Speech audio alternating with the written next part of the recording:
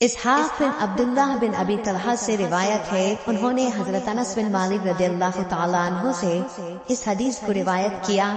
انہوں نے فرمایا کہ ہم عصر کی نماز پڑھ چکتے اور اس کے بعد کوئی بنی عمرو بن عوف قباء کی مسجد میں جاتا تو ان کو وہاں عصر کی نماز پڑھتے ہوئے پاتا۔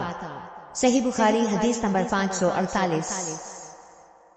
ابو امامہ سعد بن سہل کہتے تھے کہ ہم نے عمر بن عبدالعزیز کے ساتھ ظہر کی نماز پڑھی، پھر ہم نکل کر حضرت انس بن مالک رضی اللہ تعالیٰ عنہ کی خدمت میں حاضر ہوئے تو دیکھا آپ نماز پڑھ رہے ہیں۔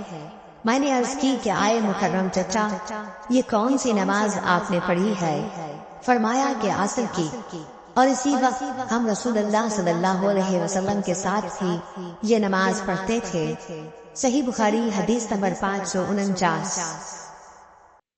انس بن مالک رضی اللہ تعالیٰ عنہ نے فرمایا کہ رسول اللہ صلی اللہ علیہ وسلم جب عصر کی نماز پڑھتے تو سورج بلند اور تیز روشن ہوتا تھا، پھر ایک شخص مدینے کے بالائی علاقے کی طرف جاتا، وہاں پہنچنے کے بعد بھی سورج بلند رہتا تھا۔ ظاہری نے کہا کہ مدینے کے بالائی علاقے کے بعض مقامات تقریباً 4 میل پر یا کچھ ایسے ہی واقع ہیں۔ صحیح بخاری حدیث نمبر 550۔ انس بن مالک نے فرمایا کہ ہم عصر کی نماز پڑھتے نبی کریم صلی اللہ علیہ وسلم کے ساتھ، اس کے بعد کوئی شخص قباء جاتا اور جب وہاں پہنچ جاتا تو سورج ابھی بلند ہوتا تھا۔ صحیح بخاری حدیث نمبر 551۔ حضرت عبداللہ بن عمر رضی اللہ تعالیٰ عنہ سے روایت ہے کہ رسول اللہ صلی اللہ علیہ وسلم نے فرمایا، جس کی نماز عصر چھوٹ گئی گویا اس کا گھر اور مال سب ڈوب گیا۔ امام بخاری نے فرمایا کہ سورہ محمد میں جو یتیرکم کا لفظ آیا ہے وہ وطر سے نکالا گیا ہے۔ وطر کہتے ہیں کسی شخص کا کوئی آدمی مار ڈالنا یا اس کا مال چھین لینا۔ صحیح بخاری حدیث نمبر 552۔ یحییٰ بن ابی کثیر نے ابو قلابہ عبداللہ بن زید سے خبر دی، انہوں نے ابو المدیز سے کہا ہم بریدہ رضی اللہ تعالیٰ عنہ کے ساتھ ایک سفر جنگ میں تھے، ابرو بارش کا دن تھا، آپ نے فرمایا کہ عصر کی نماز جلدی پڑھ لو، کیونکہ نبی صلی اللہ علیہ وسلم نے فرمایا کہ جس نے عصر کی نماز چھوڑ دی اس کا نیک عمل ضائع ہو گیا۔ صحیح بخاری حدیث نمبر 553۔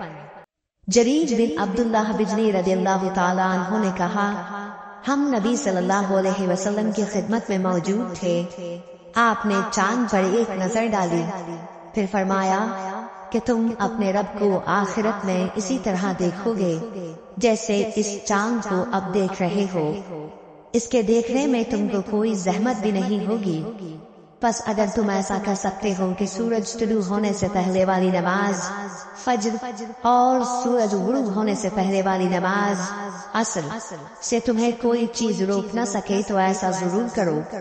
پھر آپ نے یہ آیت تلاوت فرمائی، پس اپنے مالک کی حمد و تسبیح کر سورج طلوع ہونے اور غروب ہونے سے پہلے، پس اپنے مالک کی حمد و تسبیح کر سورج طلوع ہونے اور غروب ہونے سے پہلے۔ اسماعیل راوی حدیث نے کہا کہ عصر و فجر کی نمازیں تم سے چھوٹنے نہ پائیں، ان کا ہمیشہ خاص طور پر دھیان رکھو۔ صحیح بخاری حدیث نمبر 554۔ حضرت ابو ہریرہ رضی اللہ تعالیٰ عنہ سے روایت ہے کہ رسول کریم صلی اللہ علیہ وسلم نے فرمایا کہ رات اور دن میں فرشتوں کی ڈیوٹیاں بدلتی رہتی ہیں، اور فجر اور عصر کی نمازوں میں ڈیوٹی پر آنے والوں اور رخصت پانے والوں کا اجتماع ہوتا ہے۔